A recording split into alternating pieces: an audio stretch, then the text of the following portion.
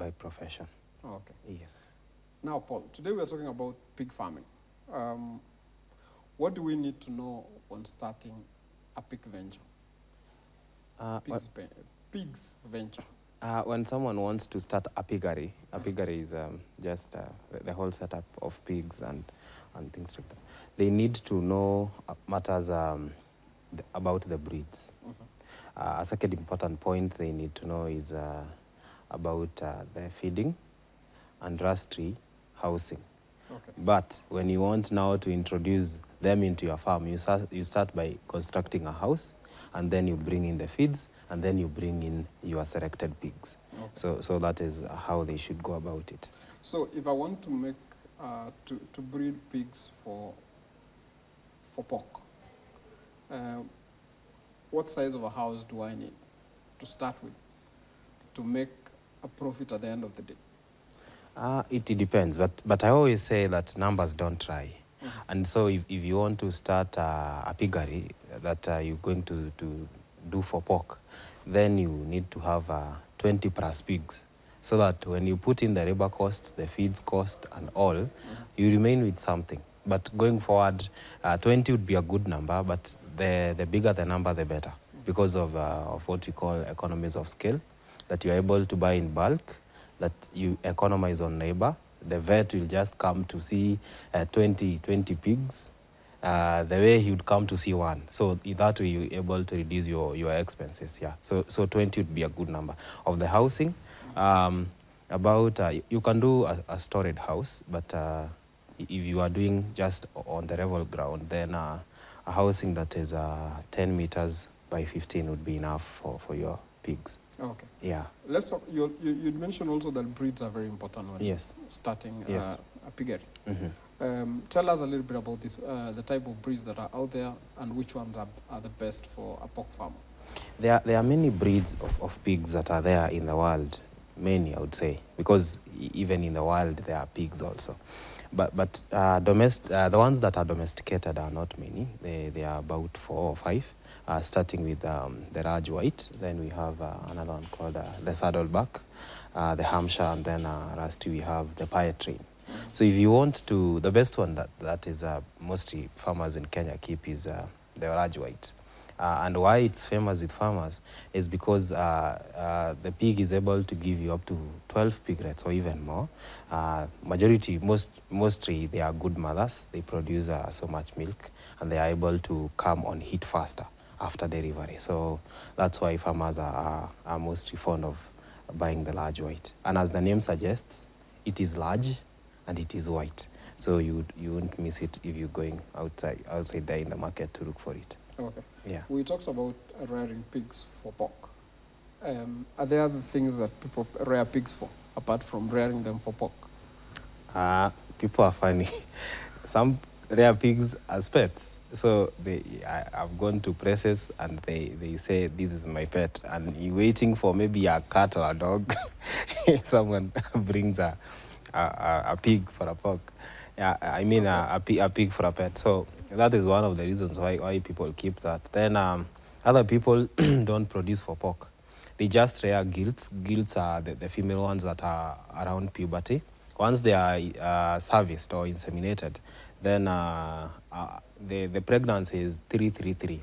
3 months, 3 weeks, 3 days. So at around 2.5 months thereabout, then they sell them off at a premium, because they know that the mother was producing well. Now these are the daughters, and therefore they're able to sell. They can attract up to 35K, a pregnant one, a pregnant kid. So if you have 10 of them, you can imagine you have some good money. So that's why I said numbers are very important when you're considering pig farming. Okay. Yeah. Also, when I'm out there looking for a pig or pigs to keep, what are the costs? Now that you've mentioned that if I'm buying the pregnant ones, you say they're called what? The gilts. The gilts. Yeah. If I'm buying the gilts that have already been inseminated, it's 35,000. What are the other prices for either a mature one or the very small one, the piglets? Thank you, Philip, for that question. Now, the piglets depend. The price depends on the age and what you're buying it for. For the piglet, that is the very young, immediately after weaning, around 8-12 weeks. They can attract up to, say, 3,000, 4,000. The So piglets? that's easy. The piglets, they are about, immediately they are weaned, or between that range, from 5 to around 6,000. For the ones that are inseminated, the ones that have not given birth before, they are called gilts. So these ones, when they are serviced and or inseminated, then that can attract about, and you want to buy, that can attract about some 30 to 35K. For they that are for the market, then that depends on the weight. You go to Farmer's Choice, they use weight, dressed weight. That is, they are slaughtered, and then the offals and the skin and the hooves are removed, the head, and then they just buy pork, as in the meat, yeah? So that is dressed weight. So those matters. The boa, that is the male one. Depending on where you're buying it from, it could be from around 30 to 40,000 or even more, depending on how good it is. Okay. Yeah. Are there pigs that are very expensive out there? Okay. Unless they are for fashion show, even some use them for fashion show, they could attract about 100K or even more, because they're just for show. People just love seeing them, and pigs are smart because they don't spoil where they go and sleep. So these are wise animals, and sometimes they can be they can be trained to do a few things, including but not limited to. In olden days, they were the ones that were released during war times, because the amount of noise they make, they confuse the enemy. And in that confusion, then the owners of the pigs could go and attack the other army. So those are some of how they were used initially, but the cost can be very high as well, depending on what it is used for. But for the ones that are pets and for fashion show, they are higher than the ones that are for pork. Okay. Yeah. There's this notion out there that you've said pigs are smart and they don't soil where they sleep. But there's this notion out there that pigs are dirty. And that's why even some people don't eat pigs, because they are considered very dirty. Is that true, or it is someone who's trying to spoil the name for the pigs? I would say that that's a myth as a professional. I've been to farms where you won't even notice that these are pigs that are kept here. The people who are dirty are the pig owners, because you don't want to make it where to clean the place where it is sleeping on time, that is in the morning, in the afternoon, and in the evening, and then washing. If you're not washing with the disinfectants, there'll be flies all over, and then you just say, hey, pigs are dirty. But they are not dirty, because they don't drop their droppings where their food is or where their water points are. So that way, what makes them dirty is how you organize the pig house. If it is too small, everything is just close together, then they'll soil that. But if you press the drinkers and the feeders away from each other, and then the pigs have room to move around, then they know that this is where I dung, this is where I feed from, and this is where I take my water from. And therefore, if you are able to clean those places, you are able to have them very clean, I would say. Yeah. Okay. Now, let's talk a little bit about the feeding regimes for pigs, from when they are small to the time before they go for slaughter. Tell us a little bit, educate us on the feeding regime. Thank you, Philip. The do's and don'ts. Thank you, Philip, for that question. So feeding takes approximately 70% of the production cost across board, be it in poultry, be it in dairy, be it in pig farming. And if the farmers are able to get it right on feeding, then that way they are able to even minimize other expenditures. For example, if they are able to feed their animals well, they will be healthy, they will be tolerant to diseases, or they'll not come down with diseases easily. So, but now back to your question on how they should be fed exactly from the point they are born. So they just suckle milk. The piglets, once they are born, they just suckle milk from their mothers up to around their 8 weeks. Others can allow them to suckle up to the point they are 12. But mostly at 8 weeks, then they are weaned.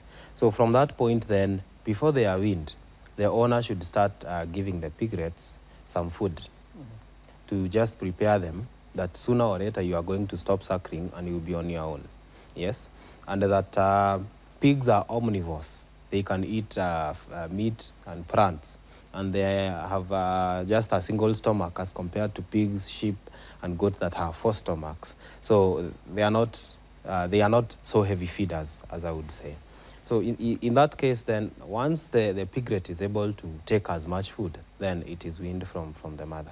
Then from there, they are introduced to what is called a grower feed. Then this is the feed for the piglet. Sorry, take you back, kidogo, is used to help them strengthen their immunity and grow. So it should be high in protein and high in energy because you want them to grow. Now, once they continue with that regime, at some point now they are growing too fast. At around 3 months, then you prepare them for puberty. At puberty, they come around 6 months, around there, 6 to 8 months. So these you are preparing the gills now to come on heat so that they can be served. Now here you need to concentrate more on proteins. You make sure that you're giving them protein. So feeds that are high in soya or omena or fish or such products would be good for protein, as well as some retro energy to keep them moving. Now once they are served, then they are carrying a pregnancy. So you need to factor in the piglets that are growing inside that gilt. So you need to give them some more portion. You would not give them as a small portion as they were taking when they were not served. So you give them some more portion to help them carry that pregnancy to term. And once they deliver, now the pig delivers, or the sow, that's the right word. Once the sow delivers the piglets, or farrows, it's called farrowing, the scientific word for giving birth of a pig. Once the sow farrows, then you know that you are having piglets and you are having the sow. So you take care of both. And the reason why you want to feed a diet rich in energy and proteins is that you want to make sure that the piglets are having enough, as well as you can supplement with calcium, because when the pigs are born, they are not rich in calcium. I mean, the milk is not rich in calcium though, but they can be given an injection. The piglets can be given an injection of calcium just to make sure that they are keeping up well and to avoid anemia that would cause immunity issues and things like that, diseases. Yeah. Okay. Yeah. Okay. So that. You talked of the cost of feeding ranging at around 70% of the oil production. Are there ways that farmers can bring down this cost? Maybe by, I don't know, can they? Is it possible to make your own animal feed at home?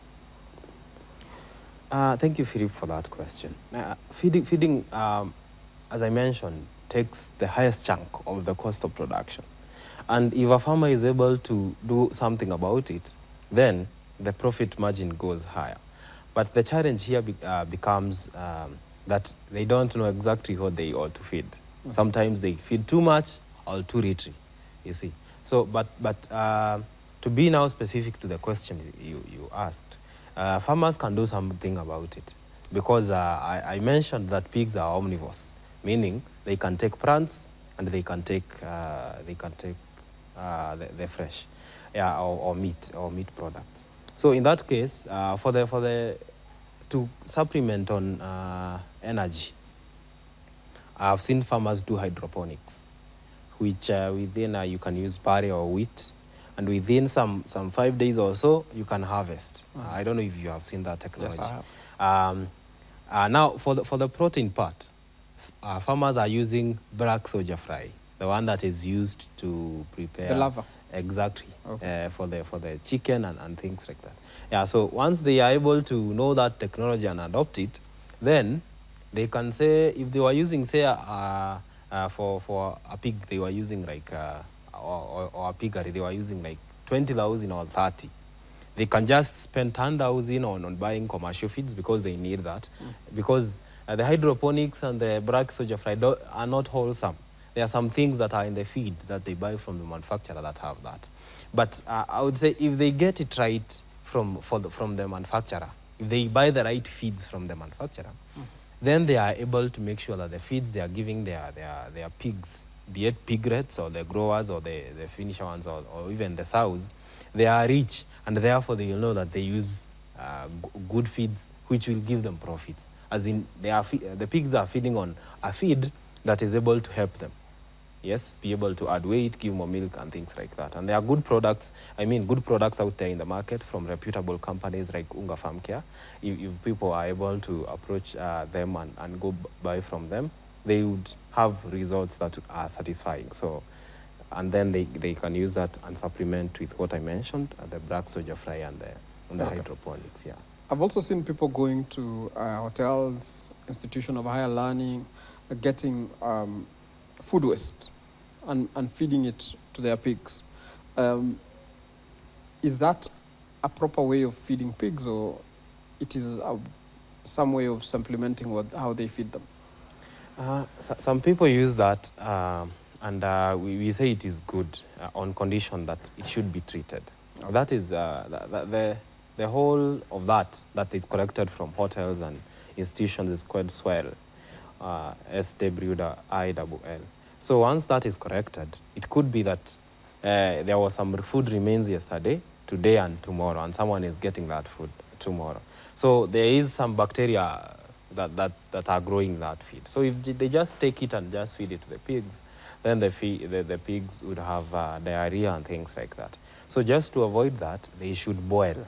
Yes, once they get it from those institutions, they boil and make sure that they sort out using their hands or something to make sure that whatever else is there can be fed to the pigs, to remove metals and things like that could just be there that can affect the health of the pigs. But that is one of the options that can be used.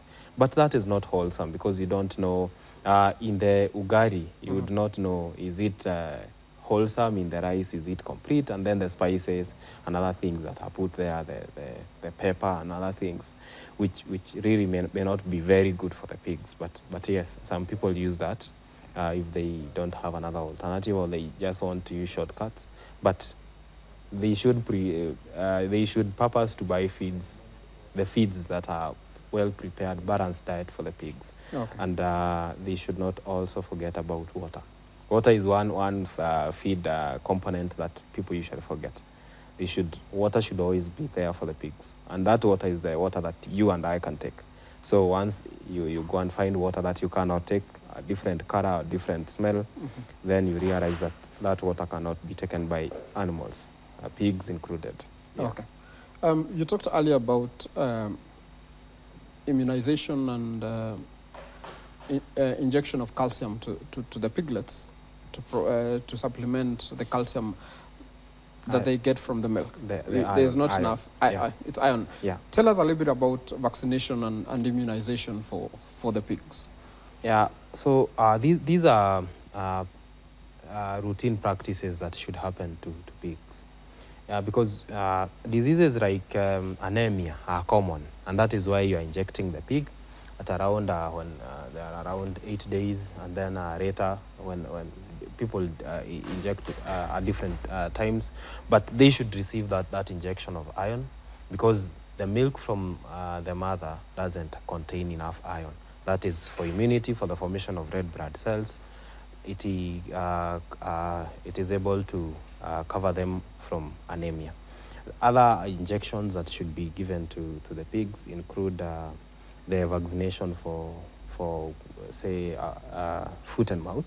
You remember that foot and mouth affects pigs as well as animals like cows, sheep and goats, and swine fever, because that can also affect them, and that is African swine fever. Okay. So those are some of the very common ones that can be administered to pigs to avoid losses. And we say that vaccination is good. Why? Because you're spending, say, 100 or 50 shillings on a pig and preventing a loss of, say, 50,000 or 100,000, or when all of them die, then you suffer loss, you see.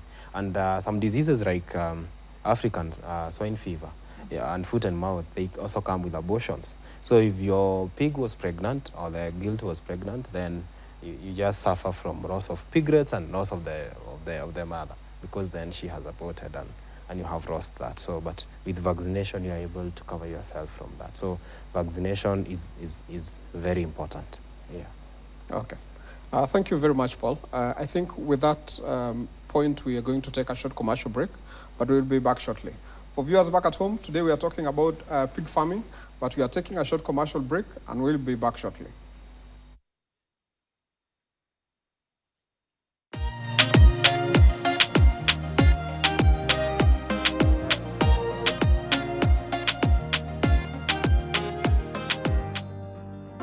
Jah Rastafari, in the name of His Imperial Majesty King Selassie, I give thanks for this blessed moment. Jah, keep I protected from Babylon tricks and adversity. Bless I that I maintain a positive, loving and caring spirit as I... To get Jah Rastafari, dial star 811 star 898 hash. Hii krisi tukiwapea mtawezana. Hii ligi ni yetu, twende nayo. The best of Europa League continues.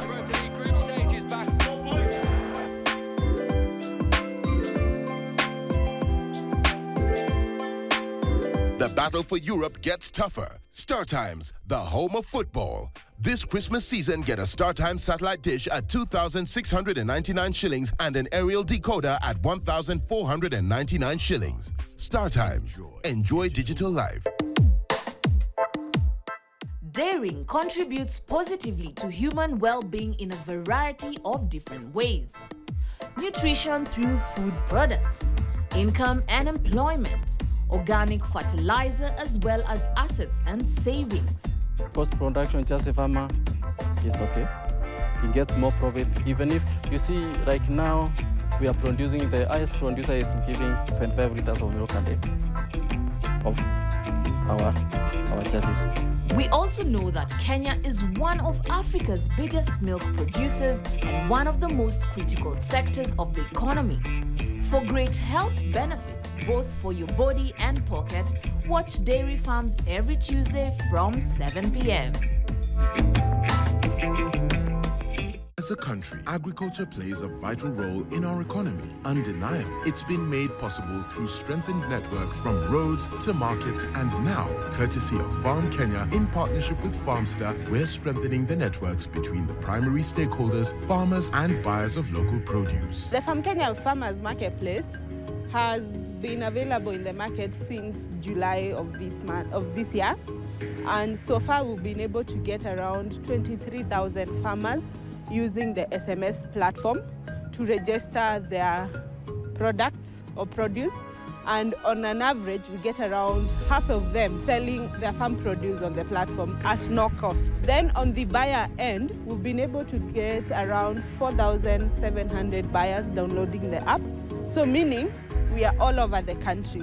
We have presence in 47 counties in Kenya so far, of course with heavy presence being within Nairobi and major towns like Kisumu, Kakamega, Nyeri, because that's where most of the farmers and buyers are. Farmers can be able to access this service just by going to their phone and sending the word market or soko to 40446. It's free and easy to use. Buyers will have to download the app at no cost. Because as the times change, so do we. So remember, ukulima sio shamba pekee. Ukulima ni digital. Ukulima ni Farm Kenya platform. Brought to you by Farm Kenya and Farmster, working to secure your growth. Kuimarisha Kenya ni jukumu la Farm Kenya. Value your feedback and welcome any comments, queries or complaints regarding our programs. You can get in touch with us on SMS 22071. Call us on 0719 012 450. You can also send us a letter on our post office box 30080-00100 or deliver it to our offices at Standard Group Center, Mombasa Road, Nairobi.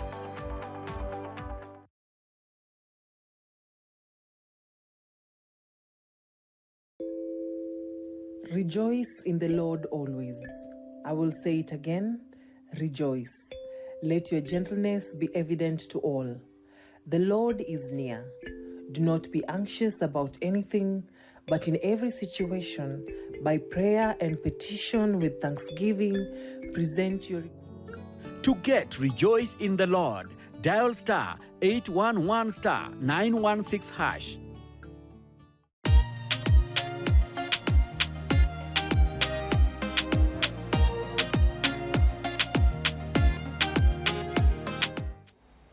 Welcome back to AgriTalk. And thank you for keeping it KTN Farmers TV. Today we are talking about pig farming, and with me in studio is Dr. Paul Kangethe, who has been telling us a little bit about how to start a piggery, as he puts it. And before we went on a break, he was talking about immunization and why immunization is important for pigs. Paul, tell us a little bit also about what herd health management is and why is it important? Thank you, Philip, for that question. Herd health management is a program where the pig owner approaches the vet and they come to an agreement where the vet now helps the pig owner to make things or to do things the right way in the farm.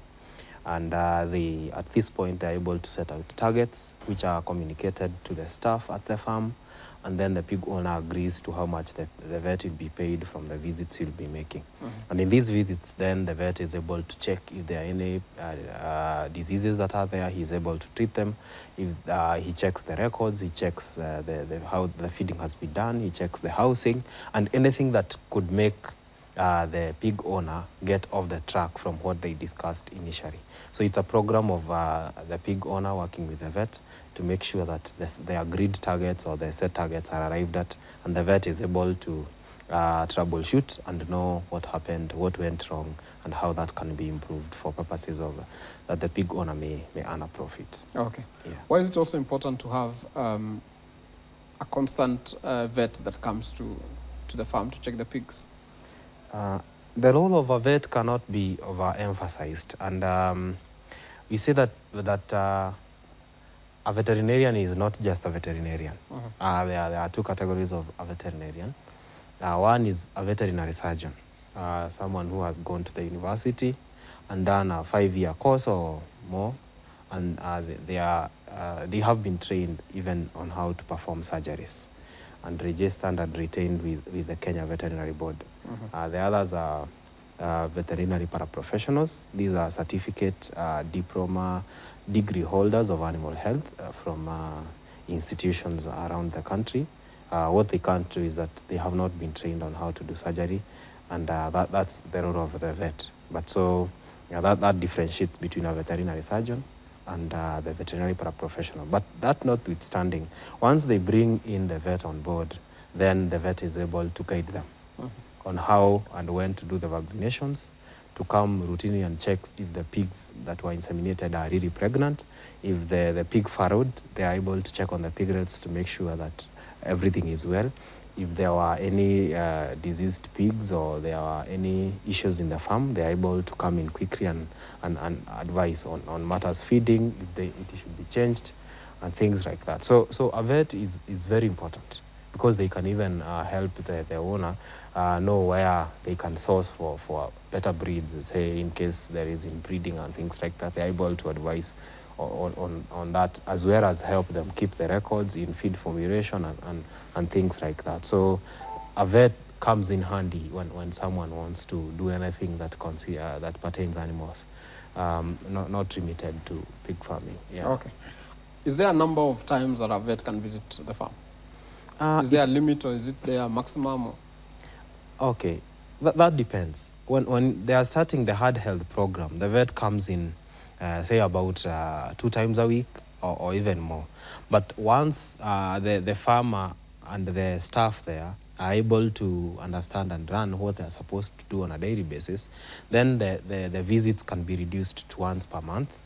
Or once in 2 months. But once per month is good, because they are able to check in a few things. So initially, when the program is just starting, then they can come in many times. But once that then stops, then they are able to come when there is need. But that can be reduced to maybe once per month. But when there is need, say there are emergencies like there is a dystocia, like a pig or a sow, a gilt is unable to give birth, then the vet can be able to come in and help.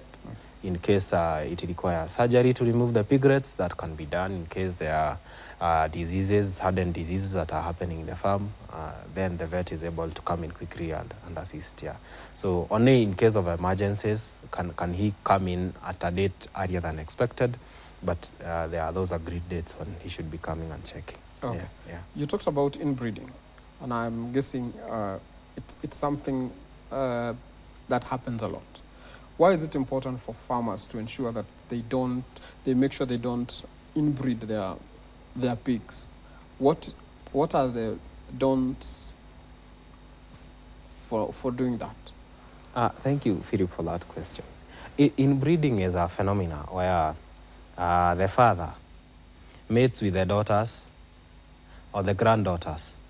The similar case to when brothers and sisters mate, meaning you have a set of a piggery, and then you have only one male, and then you have the sow. Mm-hmm. When this sow gives birth, she of course gives birth to both males and females.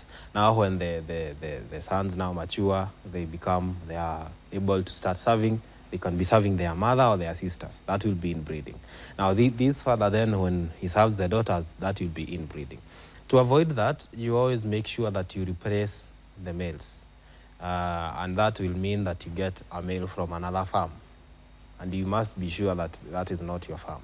Again, records will help, because you will know that the pigs that are in a particular, say, a particular shed, say a certain part of the piggery, you know that all those males are brothers and sisters or siblings to others that are here.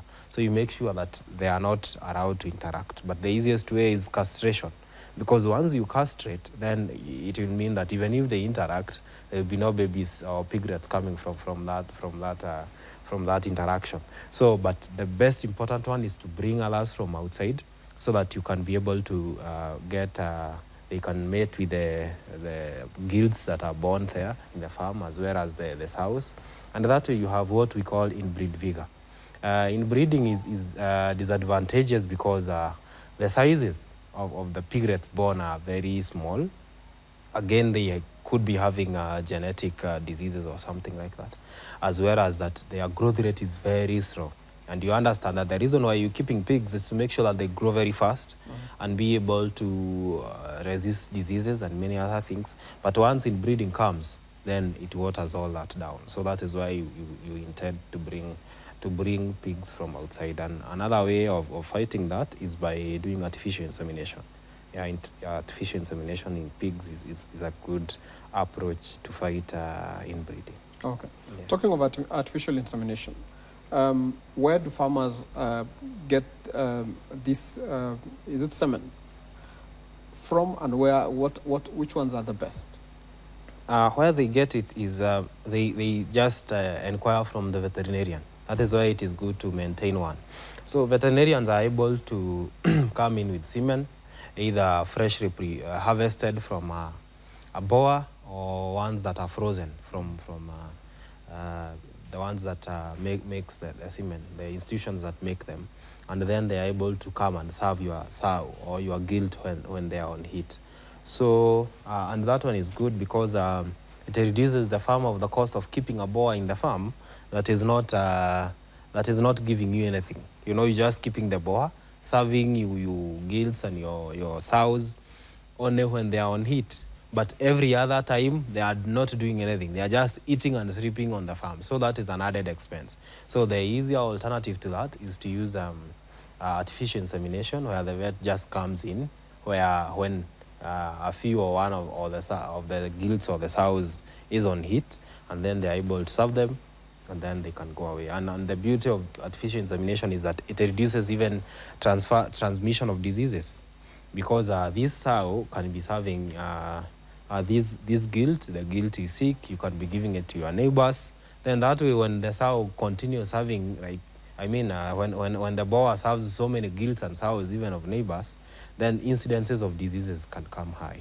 And those diseases could include even brucellosis and other diseases that can cause your pigs to have abortion and things like that. So it would be good to go artificial insemination way. Are there other technologies that are used to serve the pigs? For example, I've seen in livestock, they have something they call embryo transfer. I don't know whether that can still be done for the pigs, or AI and the use of boas is the only one. that is available at the moment? For the ones I've seen in Kenya as at now, we mentioned that the gestation period, or the period when the pig is, or the sow or the gilt is pregnant, is 3 months, 3 weeks, and 3 days. So within that period, you can use artificial insemination to get that period, or you can use natural mating from the boas. But there are other technologies that can be adopted that are practiced elsewhere, which you mentioned about embryo transfer. Embryo transfer involves getting a good quality, sow, usually a sow, because gilts are getting into the system. But a sow would be good because you are able to know that it is good, because you will know it produces how many piglets, how her mothering ability will be able to know about that. So it is specifically prepared, meaning that the way she is prepared is to make her produce so many eggs, what we call multiple ovulation. Then once she produces those many eggs, then their AI is done to make sure that you have piglets growing inside there a few days old, and then you prepare recipients. She will become the donor. You prepare recipients. These recipients should come on heat. So there are different protocols, different drugs that vets can use to make them come on heat at the same time.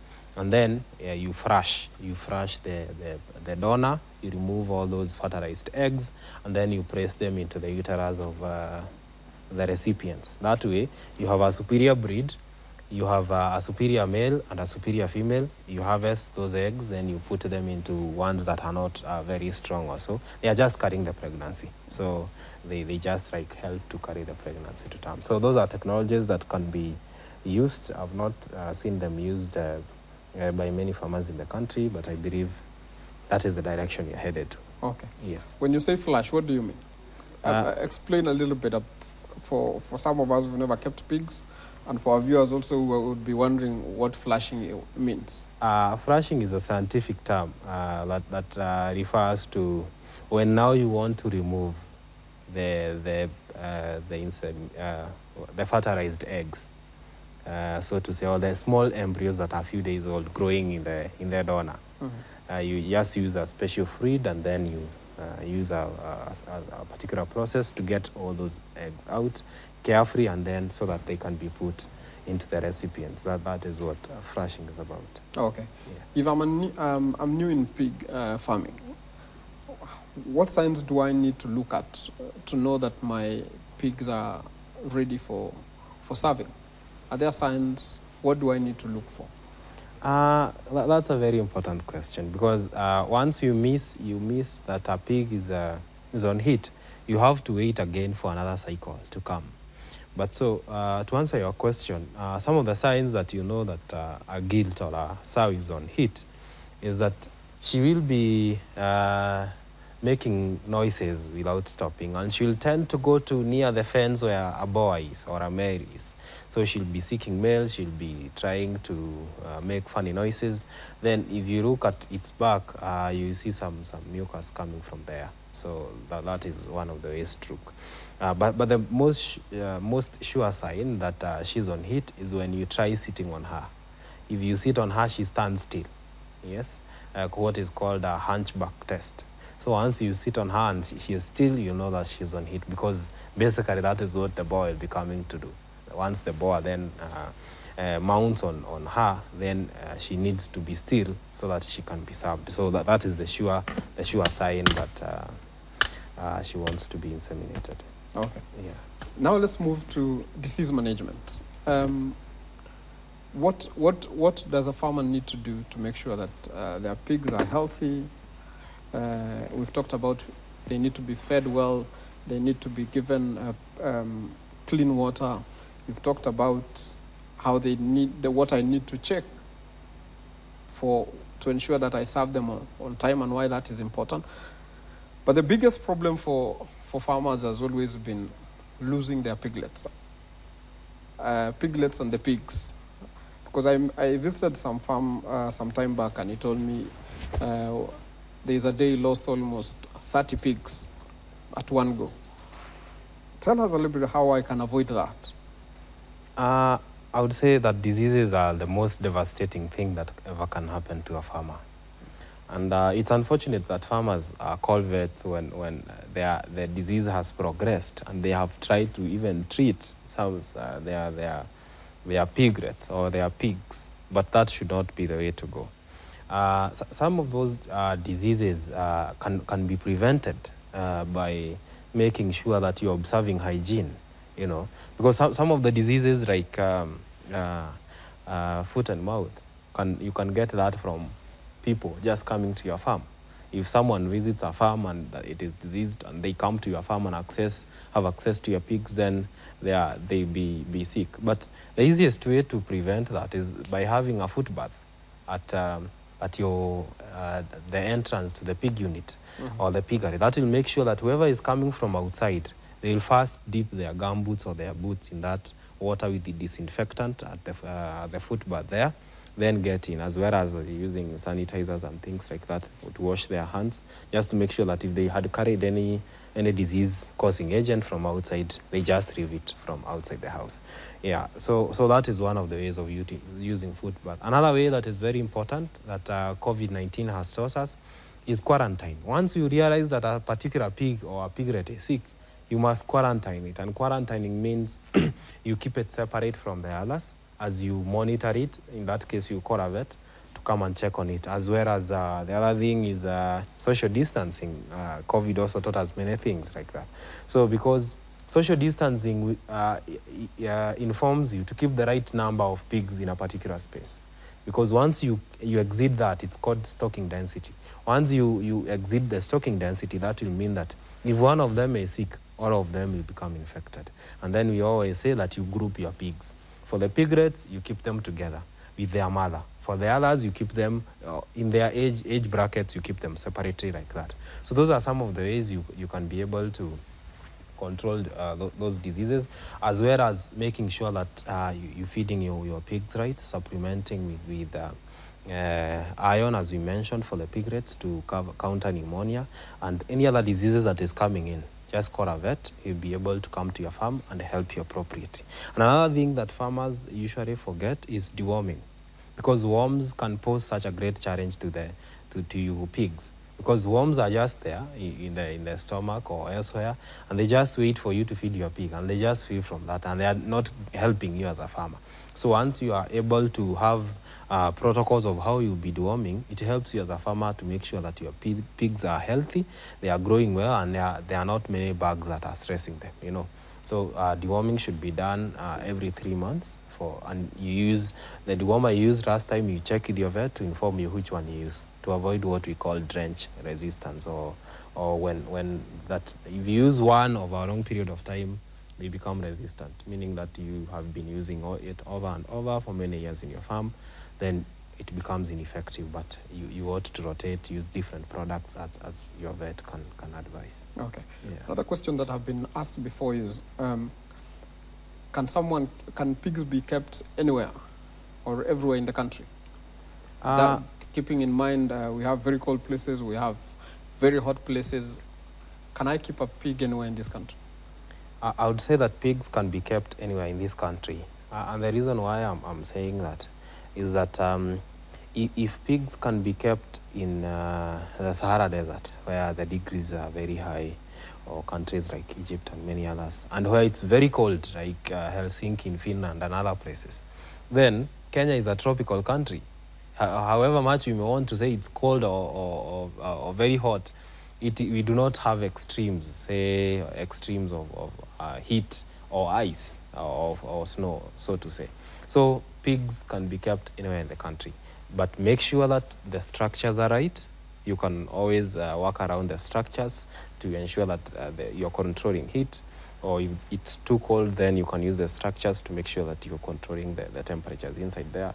But most importantly, feed them the right way. Mm-hmm. If you feed them the right way, then you'll be able to keep them anywhere in the country. Okay. Yeah. As we wind up, we have less than 2 minutes. Let's talk about the markets. How available are markets for either for those who want to slaughter them for pork, or is there any other market or purpose for pigs apart from pork? I always tell pig farmers or someone wanting to venture, they should know what they want to do with the number of pigs they will produce before they even bring them to the farm or before even the piglets are born. And that will mean that if you want to keep for pork, go and negotiate a good contract with the buyer. That is the farmer's choice. You tell them I intend to keep pigs. They will guide you, and then you will have a sure market that whenever you have them ready, you can sell. But for them who are already into the system and they don't know what to do, I always advise them, use your social media. Someone in your friends' circles knows someone who needs. Yeah, so you can always use the social media, the Facebook, the Twitter, and other places to make sure that you're able to do that. And most importantly, if you're having your pigs and you know you'll be producing 5 every week or 5 every month, why don't you start a small butchery in some town, maybe away or near where you stay, and then you'll be slaughtering. And if someone wants to know, you can take them to your farm and tell them, these ones I've reared them myself. You take them to a slaughterhouse, a vet inspects, and then you just hang them. You can prepare either boil or fry or chemsha or whatever else, how else you can prepare and sell to people. So you wouldn't sell you pigs at a throwaway price, and you can value add. You can just prepare a meal or something from a butchery and sell with ugari or other things that people would want to take. Yeah, so it should not be an issue of market. And most importantly, they can even use the Farm Kenya Farmers Market to say that they have pigs. They just send an SMS to 40446 saying, I have pig. Then they'll be asked questions, and then they will say, I have pigs. I intend to sell them on a particular month. Then buyers will connect them from the platform and they'll be able to sell with ease. So it should not be a challenge. Okay. Yes. Thank you very much, Dr. Paul. You've been very insightful. I'm sure for those who are keeping pigs, they've learned something new or they've enhanced from what they already knew. For those who are thinking of starting pig farming, I'm sure you've learned a lot, and now you know what it takes to be a pig farmer. Until next time, that is it from AgriTalk today. Goodbye.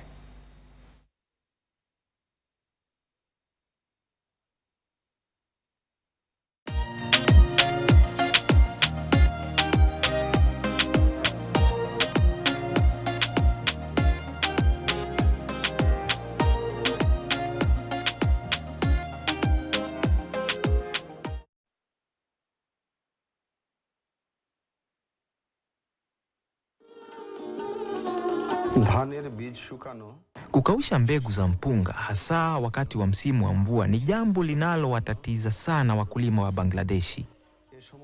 Mara nyingi huwa kuna hali mbaya ya anga wakati wa kuvuna. Wakulima hukumbwa na matatizo chungu nzima wanapokausha mpunga kutokana na tufani na hata mvua. Jambo hili hupelekea kuwa na mbegu duni na bila shaka mazao duni, kwani huwezi ukapata zao zuri ukiwa na mbegu ya hali ya chini.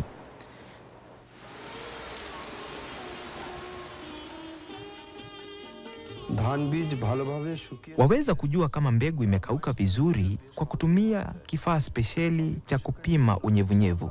Lakini kuna njia za kawaida pia. Wakulima wanaweza kuyuma mbegu kwa meno ili kutambua kama mpunga umekauka vizuri.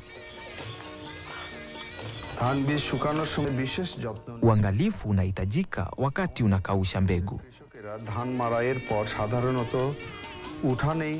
Kawaida, wakulima wa Bangladeshi hukausha mpunga chini kwa sakafu. Hii ina maana kwamba mbegu huanza kudorora hapo mwanzo, punde tu baada ya kupura. Kwa nini nasema hivi?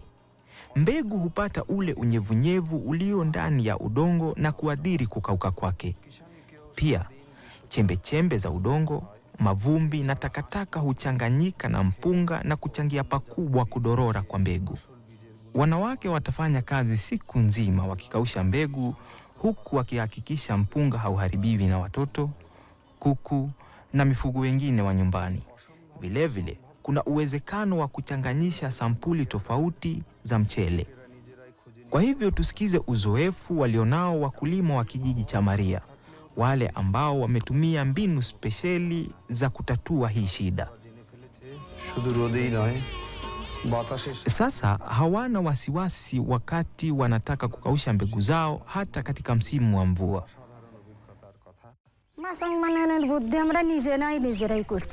Tumetambua mbinu ya kutengeneza meza ya mwanzi. Tukiwa na mume wangu na mwanangu tulitengeneza meza yetu. এটা বানাছি ধরেন বাঁশ কিছু কাটোয়ার ভেতর লাগছে আর Tulijadili jambo hili na mke wangu. Mke wangu anajua kuwezeka, kwa hivyo tulishirikiana. Hakukuwa na gharama yoyote. Tulitumia vifaa vya nyumbani tu, isipokuwa kamba na misumari michache. Ilikuwa kazi rahisi sana. লোহা সুদিলি এগুলো কেনা লাগছে আর ওই কাঠটা মনে করেন একটা ছোট একটা পিসেতে ডালা ছিল মেলুলে যে সিরিয়ালে চিলিজি লিয়ে এসে কাজে লাগাছে এই জন্য ওই সুদিলি আর লোহা ছাড়া আমার কিছুই কেনা লাগেনি সব বাড়িতে আছিল বাঁশও বাড়িতে আছে এই জন্য ওইতে অল্প খরচেই কাজটা হচ্ছে এটা সহজ কাম এক বেলের ভিতরই বানানো যায় বোক সাত করলে এটা বানাছে মাটির ধান শুকালে ধুলোবালু Kwa kukausha mbegu juu ya meza hatuna wasiwasi ya kuwa na mbegu chafu. Na kukinyesha tunapeleka mbegu yetu kwa haraka chini ya kivuli tulichojenga. ভিজলো না ধানটা আর মাটি থেকে তুলতে তুলতে অর্ধেক ধানাতে নষ্ট হয়ে যায়। আমি দেখলাম যে জ্যৈষ্ঠ আষাঢ়ে যখন ধান হয় হওয়ার পরে যখন অতিবৃষ্টির কারণে তখন ধানটা শুকায়। Hii meza hutusaidia sana kupata mbegu za hali ya juu. Sasa hatuhitaji kuomba mbegu kutoka kwa wakulima wengine kama ilivyokuwa hapo awali. যখন বৃষ্টি আসে তখন বারান্দায় কিংবা ঘরের মাঝেতে দিয়ে একটু পাতাছি তখন ধানটা হয়তো একটু শুকালো পরে 2-3 দিন গেল ধানটা তার নষ্ট হচ্ছে না। আমার বাড়িতে যদি থাকে ডোডর Tunatumia meza kukausha samaki, pilipili na vitu vingine vingi. Hii meza ina kazi nyingi. হয়তো আটা লেড়ে দেই মাছ Tunatumia meza kukausha samaki, unga na vitu vingine. Hata kuna wale watu hutumia meza kama mahali pa kustarehe ama mahali pa kuhifadhi মাটির vitu. ধান শুকানোর পার্থক্য মনে করেন যে মুরগি Sasa kwa vile tunakausha mbegu zetu juu ya meza, kuku, mbuzi na mifugo wengine hawawezi kuleta uharibifu. কোনো কিছুই ভরবি না।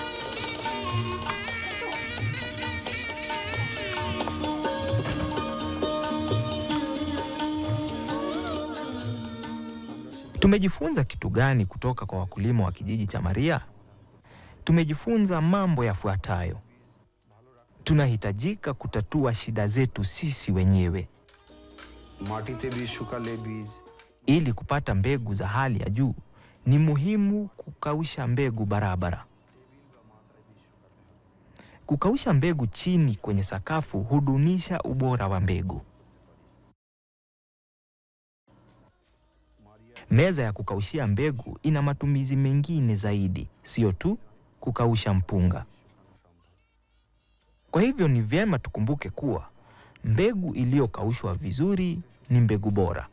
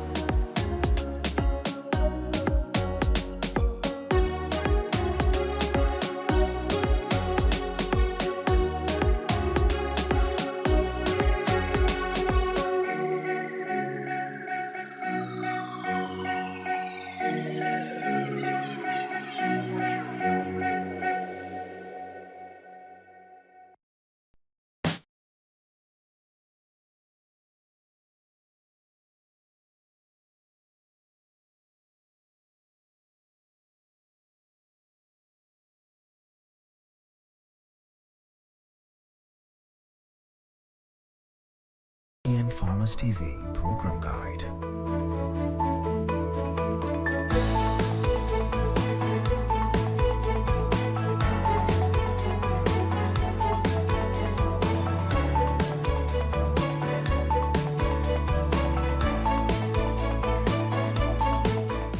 Value your feedback and welcome any comments, queries or complaints regarding our programs. You can get in touch with us on SMS 22071. Call us on 0719 012 450. You can also send us a letter on our post office box 30080-00100 or deliver it to our offices at Standard Group Center, Mombasa Road, Nairobi.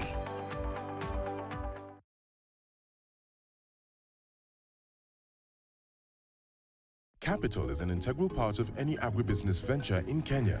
Many small-scale farmers decry lack of sufficient financing and upscaling their production. Different public and private finance institutions have modeled various solutions offering grants and credit facilities to farmers and SMEs in the agriculture value chain. The sector is also facing unforeseen circumstances resulting from climate change, market forces, pests and diseases calling for agriculture insurance. The Standard Media Group, through Farm Kenya, has organized a virtual edition of Farm Kenya Connect live on KTN News and KTN Farmers TV, focusing on financing options available for farmers in Kenya, challenges in accessing credit facilities for farmers, insurance services available for farmers in Kenya, financing for the youth in agriculture, and green financing initiatives in Kenya. Be sure to tune in and watch live on Wednesday, 16th December 2020 from 7:30 to 9 p.m. Join the conversation online using the hashtag FarmKenya and participate on slido.com. Event code is FarmKenya. To sponsor a panelist, please write to farmkenya@standardmedia.co.ke. Farm Kenya, working to secure your growth.